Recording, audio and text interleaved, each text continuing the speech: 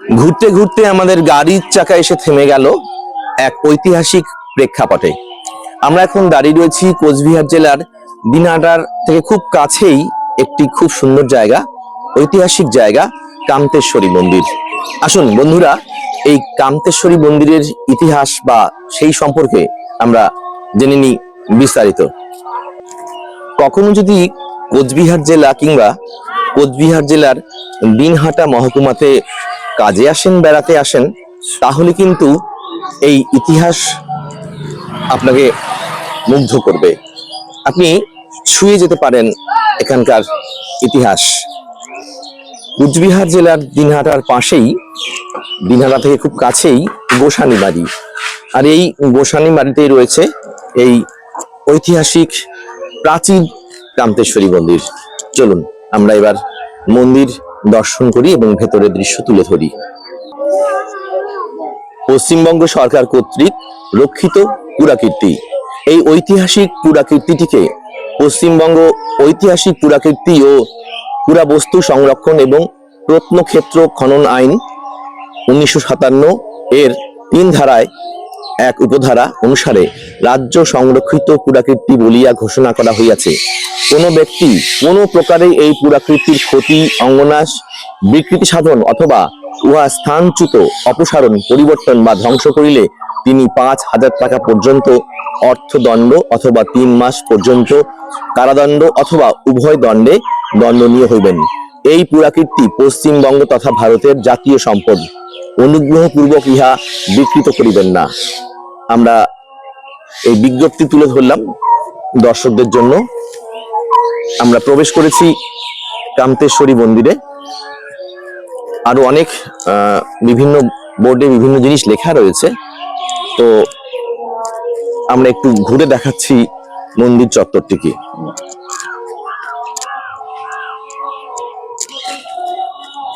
দর্শকবৃন্দ,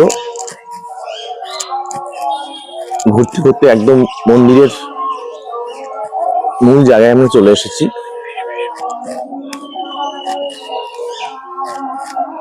এখানে লেখা রয়েছে বোর্ডে কামতেশ্বরী টেম্পল, গোসানিমারি, দিনহাটা, কোচবিহার। আমরা চলে এসেছি কামতেশ্বরী মন্দির। কামতেশ্বরী মন্দিরের পুরোহিত হিসাবে যিনি দায়িত্ব রয়েছেন, আমরা এখন তার সাথে কথা বলে নিচ্ছি। আপনার শুভ নাম? অরুণ কুমার ঝা। আচ্ছা, এবার এই মন্দিরের ইতিহাস সম্পর্কে যদি একটু কিছু বলেন। আর মেইন পুরোহিত আছে পরিচয় ঝা। আচ্ছা, তো এর ইতিহাসটা কি? এটা কামতাপুর স্ট্রেট, কামতেশ্বর রাজার হিস্ট্রি। এটা কামতেশ্বর রাজা এক বালক রাখাল ছিল এক ব্রাহ্মণের বাড়িতে। ও রাখাল হিসাবেই থাকতো। কামতেশ্বর রাজার যত রকম মানে ওই ব্রাহ্মণের যত গরু ছিল সব গরু নিয়ে ও বাইরে যেত গরু চড়াইতে। রাখাল ছিল, গরু চড়াইতে যাইতো। তো গরু চড়াইতে যখন যাইতো তখন ও গরুগুলো ছাড়িয়ে দিত, দিয়ে সেই গরুগুলো লোকের ফসল খাইয়ে শেষ করে দিত। আচ্ছা, সেই রিপোর্টটা ব্রাহ্মণের কাছে আসছে।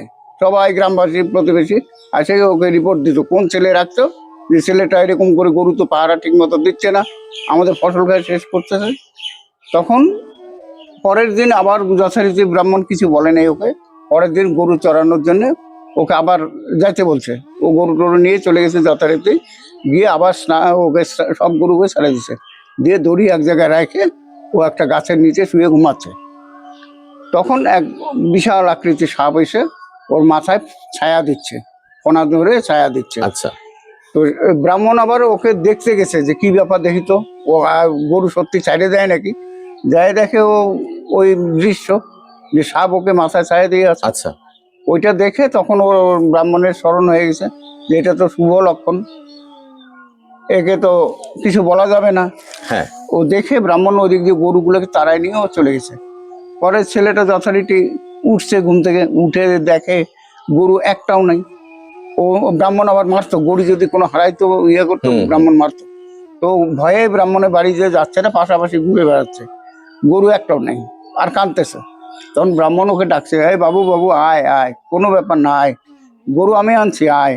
ওকে মানে খুব আদর করে ডাকলো, ডাকে ওকে যথারীতি খুব সেবা শুশ্রূষা করা শুরু করে দিল। তো ওর মা আবার ওর বাড়িতে ঝিয়ের কাজ করতো, কামতেশ্বরের মা। হুম ওই মাকে বলছে, মা বুড়িমা, তুমি তো অনেকদিন থেকে আমার এখানে আছো, তো তোমার ছেলে যদি কোনোদিন রাজা হয় আমাকে রাজগুরু রাখবে কি না? হুম তুমি এখন বুড়ি বলতেছে, আপনার বাড়িতে আমি ঝিয়ের কাজ করি, আমি কি করে মানে আমার ছেলে রাজা হবে? এটা কি আপনি স্বপ্ন দেখতেছেন? তো না, তুমি আগে স্বীকার করো তোমার ছেলে যদি কোনোদিন রাজা তবে রাজগুরু করবে কিনা। তখন বলছে, ঠিক আছে, যদি আমার ছেলে কোনোদিন রাজা হয় আপনাকে রাজগুরু করে রাখবো। যখন বলছে, তারপরে ছেলেটা ওই যে ঘুমাইতে গেল, ঘুমায় উঠে ওই রাত্রেই ওকে স্বপ্ন দেখালো মা মঙ্গলচণ্ডী যে তুমি কাজলিপুরে যাও, গিয়ে স্নান করো, স্নান করে যখন উঠে আসবে তখন দেখবে প্রথমে তোমাকে মকর তাড়া করবে, তুমি মকরের মাথায় হাত দেবে, তাহলে তুমি বংশানুক্রমিক রাজত্ব করতে পারবে।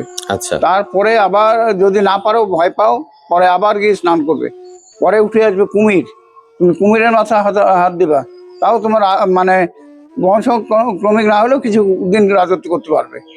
তারপরে আবার গিয়ে ডুব দাও, ডুব দিয়ে উঠে আসবে অজগর সাপ, তুমি ওই সাপের মাথায় যদি হাত দাও তাও তুমি তোমার বংশটুক রাজত্ব করতে পারবে। ও তিনটার একটাও পারলো না। প্রথমে গিয়ে স্নান করলো, মকর উঠে আসছে, ওর আকৃতি দেখে, ও ছোট ছেলে তো, ও পালাই গেল। তারপরে আবার গিয়ে স্নান করলো, পরে উঠে আসলো মকর, মকরের বিশাল আকৃতি, ওই দেখে ও পালাই গেল। তারপরে কুমির আসলো, কুমিরকে দেখেও পালাই গেল।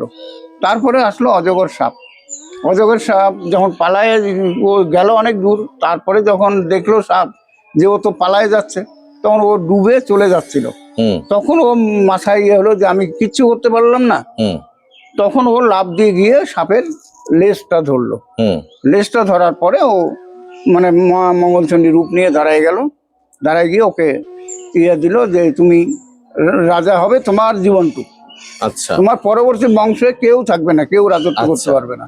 তো এইটুকুই ওকে আশীর্বাদ দিল। তারপরে স্বপ্নাদেশে ও রাজা হলো। যেটা এই গোসানের বাড়ি রাজপাটে হ্যাঁ, রাজপাট রাজবাড়ি বানায় দিল, মা মঙ্গলচণ্ডী রাজবাড়ি বানায় দিল। ও যে ঈশ্বরী রূপে পূজা করবে, মা কামতেশ্বরী, হুম এই জন্য কামতেশ্বরের ঈশ্বরী বলতেই মন্দির। আচ্ছা হ্যাঁ, কামতেশ্বরী হিসাবে এখানে পূজা করতো।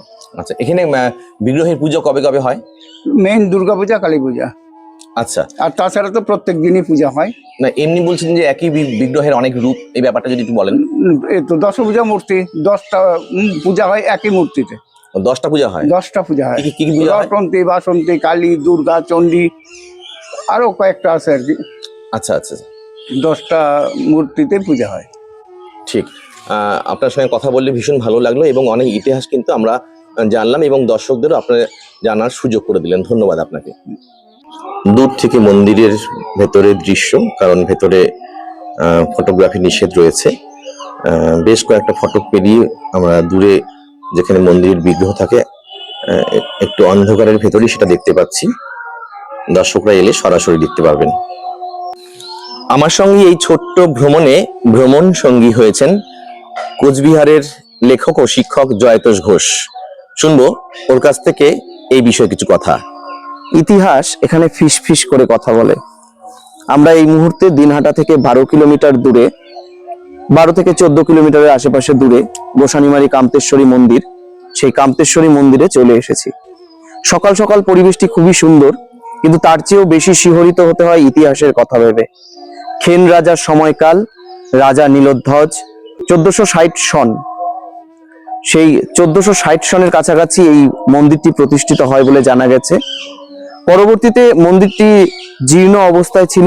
কোচবিহারের মহারাজা প্রাণনারায়ণ 1665 খ্রিস্টাব্দে তিনি এখানে শিকারে আসতেন, আশেপাশে প্রচুর জঙ্গল ছিলেন এবং শিকারে এসে এই মন্দিরটিকে ভীষণ ভালো লাগার পর মন্দিরটিকে আবার পুনঃসংস্কার তিনি করেন। 1800 সালের দিকে, 1800 কিছু পরে আসামে একটা ভয়ানক ভূমিকম্প হয়। সেই ভূমিকম্পে মন্দিরের মূল গর্ভগৃহটি তার ডান পাশে কিছুটা হেলে গেছে, সেটা বোঝাও যায় স্পষ্ট। এই সমস্ত কিছু নিয়ে এই গোসানিমারি রাজপাট এবং কামতেশ্বরী মন্দির, এখানে যেন ইতিহাস কথা বলে প্রতিনিয়ত, প্রতি মুহূর্তে। প্রতিটি ইট, প্রতিটি দেয়াল যেন ইতিহাসের সাক্ষী বহন করে চলেছে বহুদিন থেকে, এবং তা বহন করে নিয়ে যাবে আগামী বহু প্রজন্ম। কাছাকাছি মানুষেরা এবং দূর থেকে যারা কোচবিহার শহরে আসবেন অবশ্যই আসুন গোসানিমারির কান্তেশ্বরী মন্দিরে। মন্দির দর্শন শেষ, এবার আমরা মন্দিরের বাইরের ফটক দিয়ে বেরিয়ে যাচ্ছি। মন্দিরের চারপাশটা একটু ঘুরে দেখাচ্ছি। একটা যে রাজকীয় ব্যাপার, তাই না জয়, একটা রাজকীয় ব্যাপার একদম। কিন্তু ছিল। চারিদিকে এই তোরণ বা এই জাতীয় জিনিসগুলো দেখলে কিন্তু পরিষ্কার হয়ে যায়। এই মন্দিরের সামনে একটা অংশ রয়েছে, এখানে যারা প্রহরী তারাই থাকে সম্ভবত, যেটা আমরা জানতে পারলাম।